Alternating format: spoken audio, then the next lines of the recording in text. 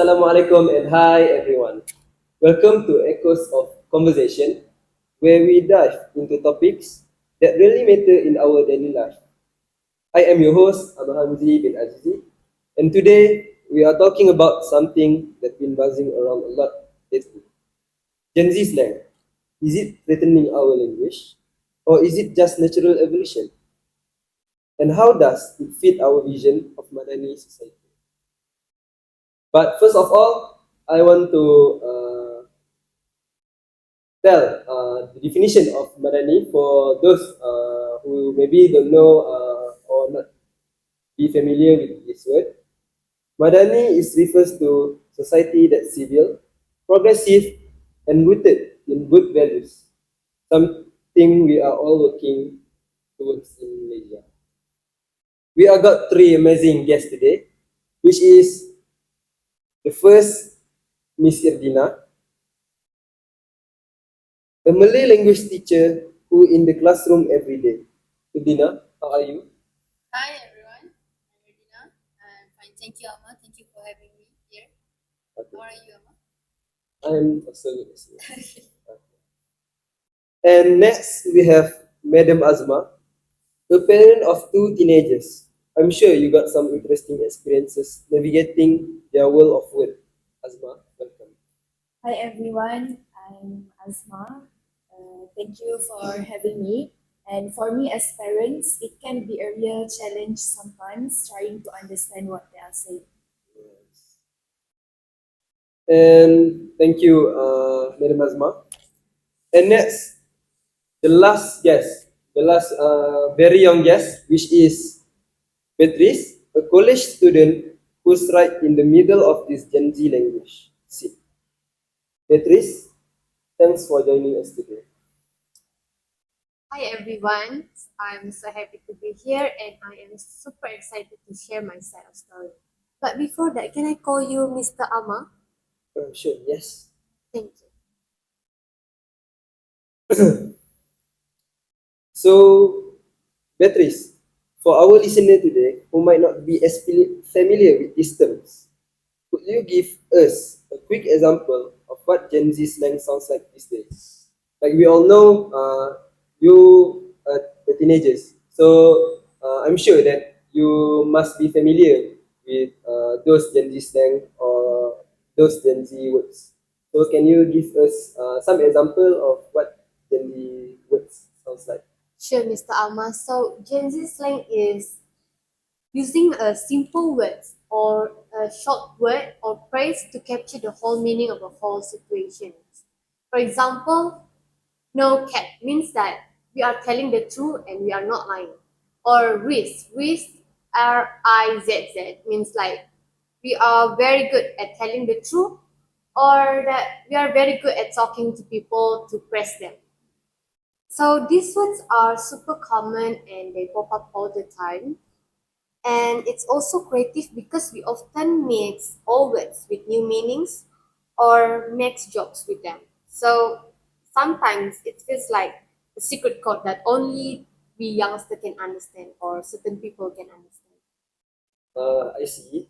So it's like your own shortcut linguistic system. Yes, like I said, like a secret code that only us friends or certain people can understand. Okay. Thanks for breaking down for us, Beatrice.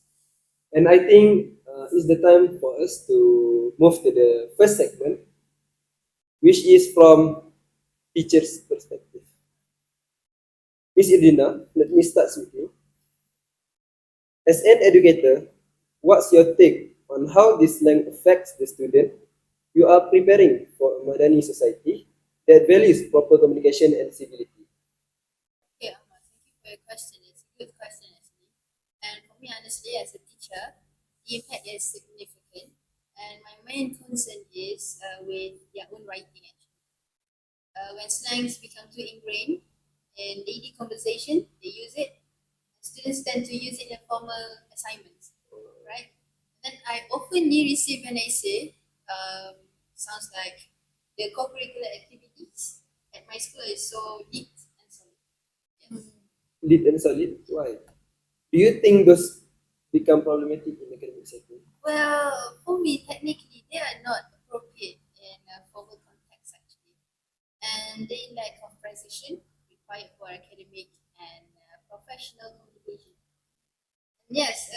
Madani society values prophecy and praise. And our language, basically, our language is a direct reflection of our character and our ability. And if the foundation of our language is weak, right? So how can we expect students to become a critical thinkers, and how they can articulate complex ideas fluently in the professional and the formal context of the world lah.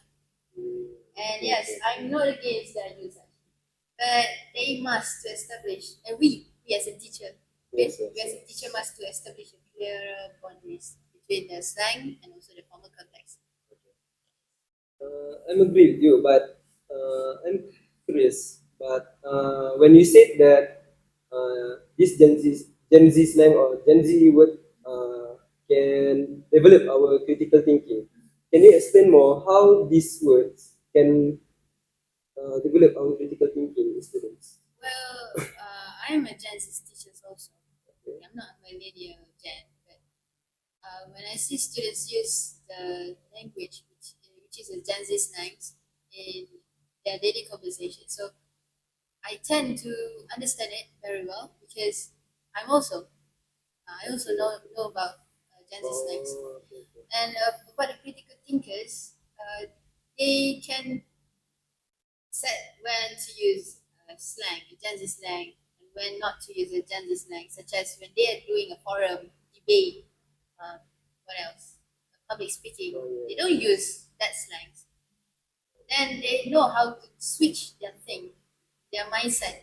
Oh, I have to use this slang when I talk to my friends, right? So when they have something formal, like MCs, like I said just now, debate and forum, they can switch their mindset to, okay, we need to be formal at this time. So I can say that Gen Zs nowadays, not Gen Zs, it's a Gen Alpha, right? Gen Alpha.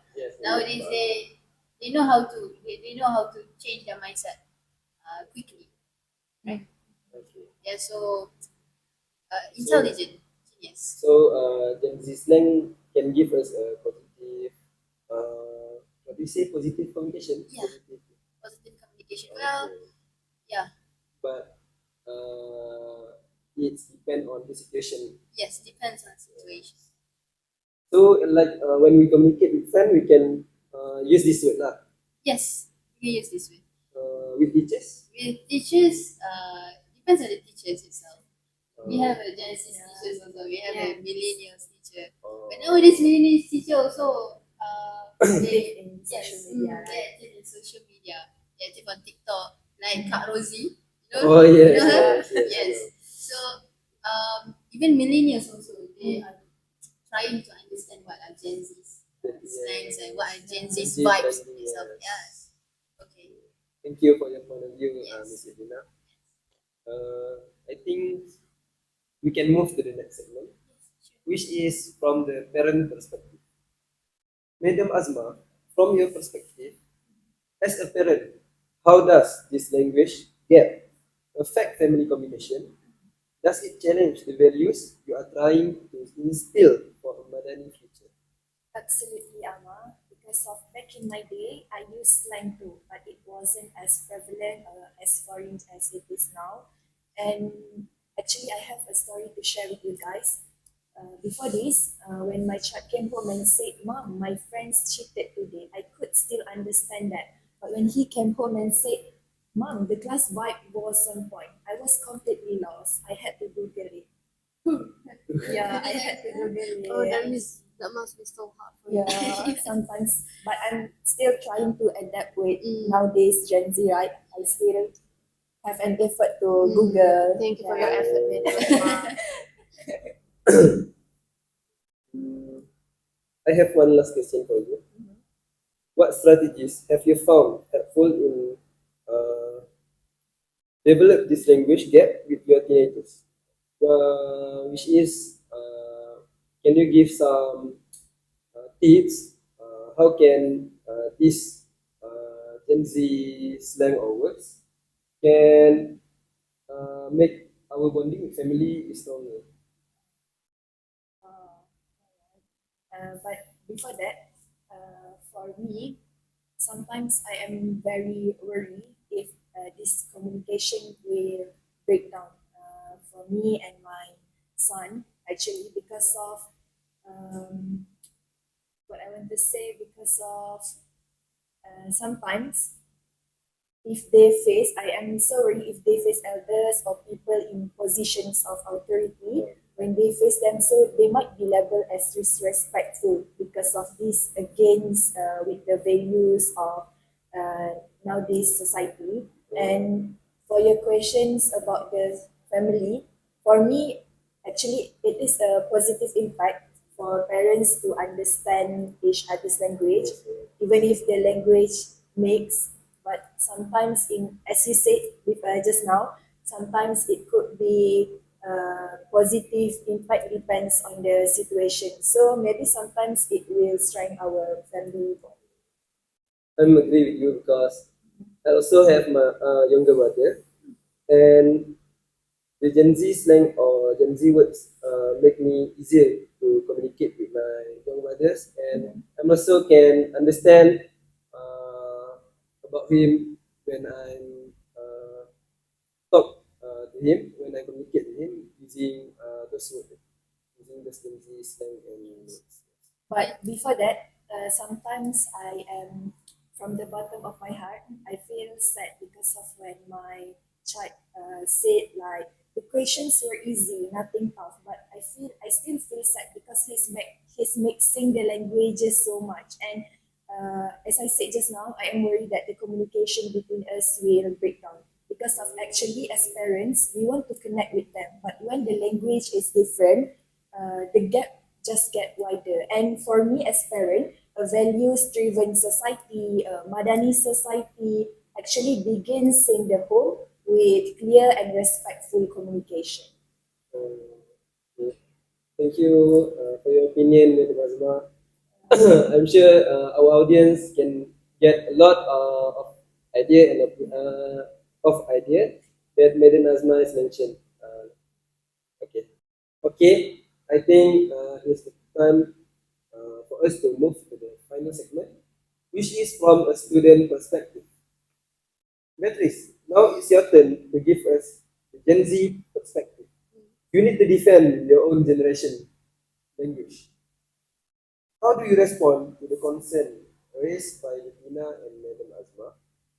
And how do you see this language fitting into a progressive Madani society? Thank you, Mr. Alma.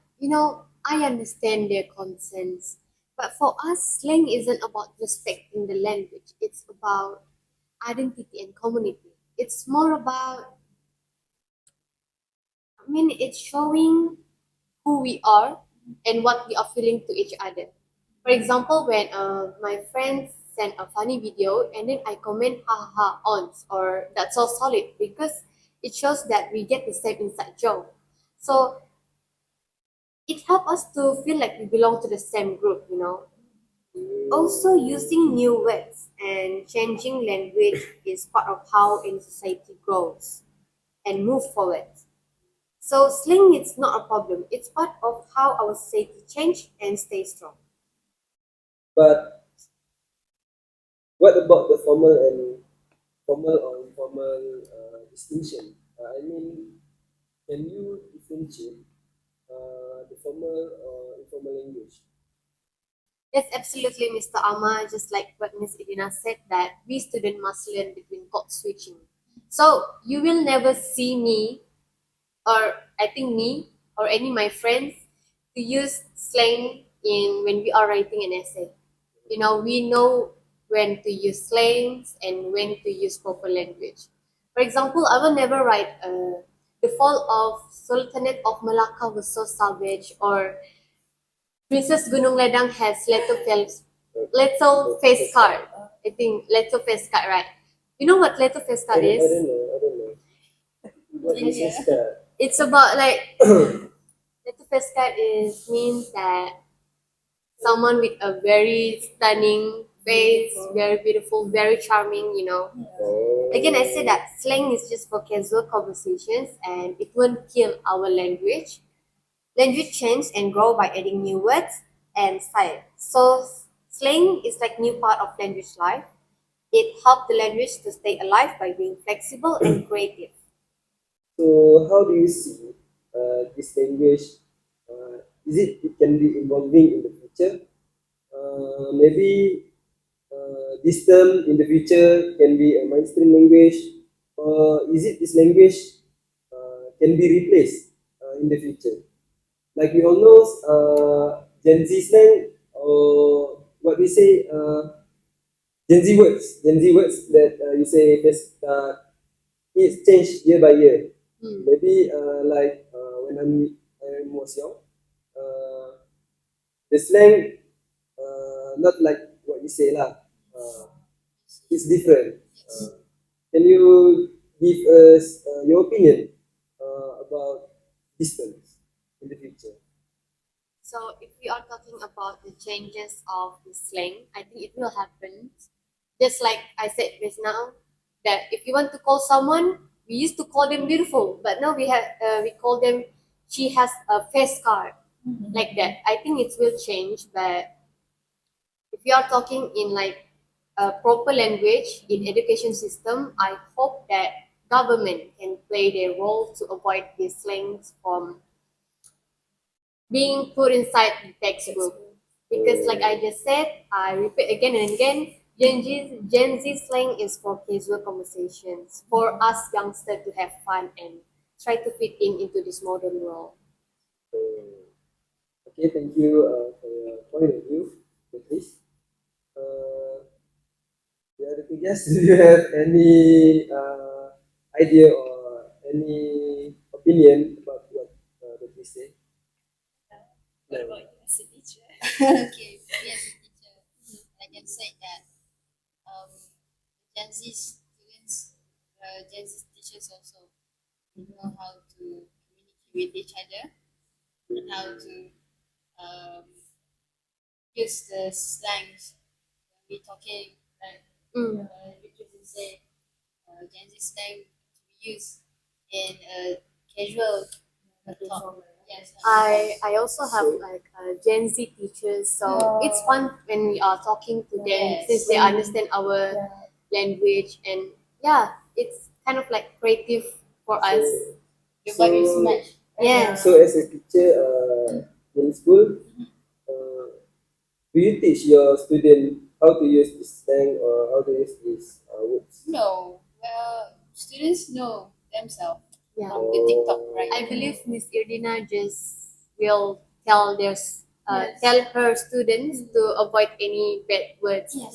Yeah. Well, technically, some words from Gen Z slang is bad words. Inappropriate. Inappropriate, yes.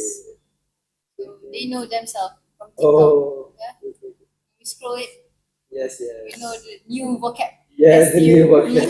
Okay, Okay. thank you for your point of view, Ms. Dina. This has been such an insightful discussion. It seems like much of this comes down to awareness, understanding impacts, and navigating the challenges of building a Madani society. Ms. Irdina, Yes. what's your final thought on moving forward? And for me, we need to teach awareness and facts.